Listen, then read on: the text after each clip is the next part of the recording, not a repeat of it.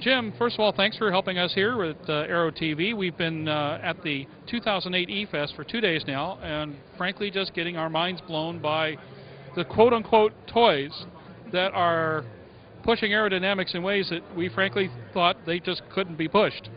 Yeah, that's correct. It is mind-boggling to realize what model aviation is nowadays. We have everything nowadays that is 1/3 scale to the actual prototype or full-scale aircraft, all the way down to these small electric foam airplanes that you're seeing today, and quite possibly almost defy what you would think would be natural physics. It's a lot of fun. It really gets aviation into the hands of many people, and it's a lot of things for a lot of different people. We can fly a lot of the airplanes like you're seeing today, the aerobatic, extreme type aircraft, or you can fly the scale planes, planes that we actually build to mimic the full-scale aircraft.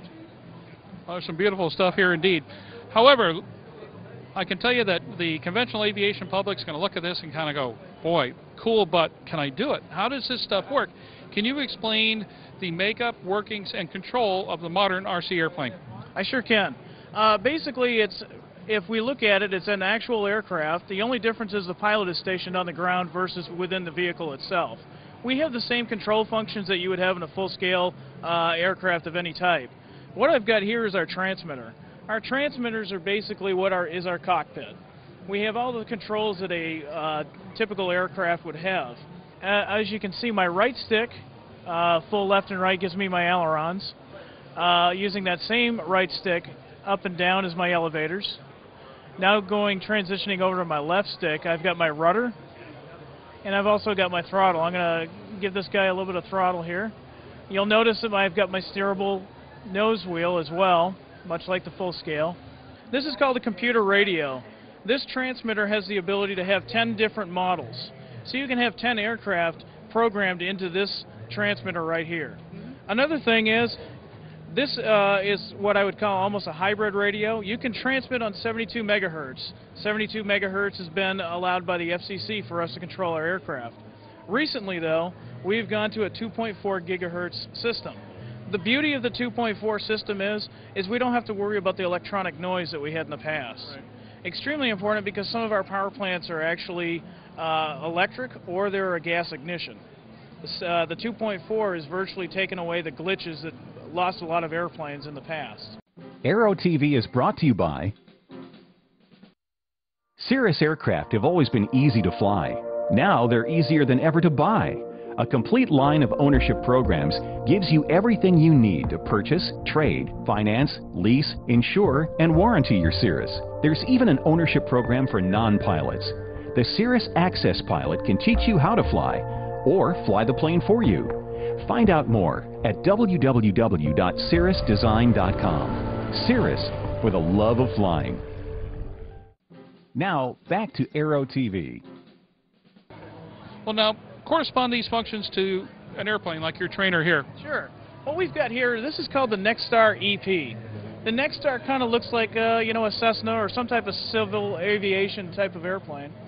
What we've done here is we've designed this purpose-built for the beginner, somebody that has never flown before.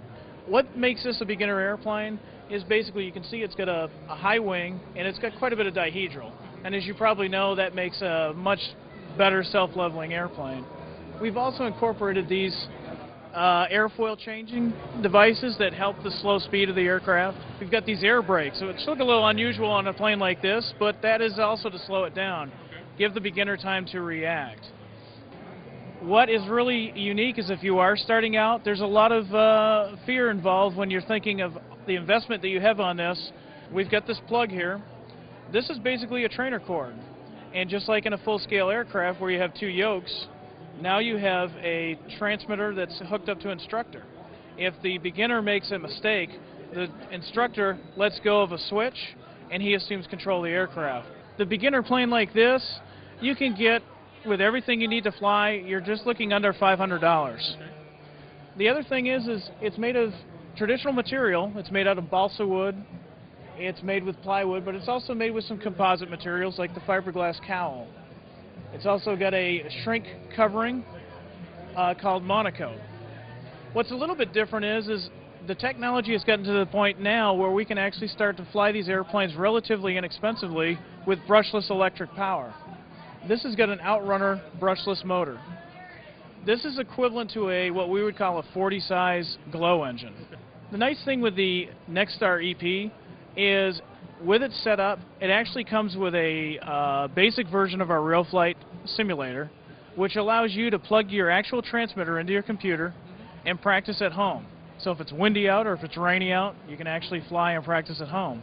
Outstanding. It's a beautiful looking ship. And of course, once again, very conventional looking, very Cessna-ish, like the way most of us started. So for those of us who may be transitioning from real airplanes to have something to fly around the backyard, this is quite something.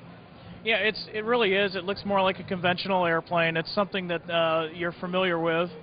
Once you progress past this, we find people look into other different types of airplanes. Some guys like aerobatic. Some guys like to have something that actually looks like an airplane. Aero-TV is brought to you by... Today, there is an affordable, high-performance, easy-to-own and easy-to-operate very light jet designed with you in mind. Far less expensive than any other twin-engine jet to buy, it is also the least expensive to own and operate. It is the Eclipse 500, the jet that's easy to buy, easy to fly, and fun to own. The jet for you. Now, back to Aero-TV. This is our reactor bipe. This is what we would call a full 3D capable pattern aerobatic airplane. This is a small version. We also produce these in much larger versions, up to what we would call 25% or 1/4 the scale of a full-scale airplane. Most 3D aircraft have exaggerated flying surfaces. Another thing you'll notice is the props are almost proportionally out of scale to the airplane. With 3D, most of your performance is flying right off from the prop wash. The prop wash is hitting the flying surfaces, allowing to do such things as hover and high alpha type maneuvers. One of the things that we've done here is, again, this is an almost ready to fly airplane. The nice thing about this is it looks extremely complicated. It looks rather modern, and it looks like it has a lot of composite material. That's true, but you can build this, an average builder can build this in about 6 to 8 hours, ready to fly. This is for the pilot that wants to do such patterns as the knife edge and the Lomshavik and the loop, of course, inside and outside. And then it does the stuff that you can't do in full scale, the hovers and the high inverted alpha maneuvers. It's a fun plane. For its size, we've designed it so that you can fly it in most conditions. It'll take some wind, but it will still fit in the back of a small car or a small SUV without disassembling it. And the transition from something like this to an aerobatic machine is how hard? It's not that hard. Basically, the biggest thing a beginner has, whether they have full-scale aviation experience or not, is the fact that when the aircraft's coming towards you, everything is opposite. Once you get beyond that, it's a lot easier. This plane is what we would call not self-rightening. With a trainer, you let go of the sticks, it's pretty much going to go straight and, nice and level. This guy here, if you get him in a pattern like a knife edge and let go of the sticks, it's going to stay in the knife edge pattern. You have to actually fly out of it. Well, Jim, I'll tell you what, you've given us a real eye-opening view into an extraordinary aspect of aviation, one that the conventional folks don't see that much, but really should. You're doing some amazing things with these aircraft, and we've had a ball this weekend getting reacquainted with the best of model aviation. Well, thanks for coming. We appreciate you coming, and we're always quite eager to show our airplanes, just like you are eager to show your full-scale planes. You bet. Thanks so much. Thank you.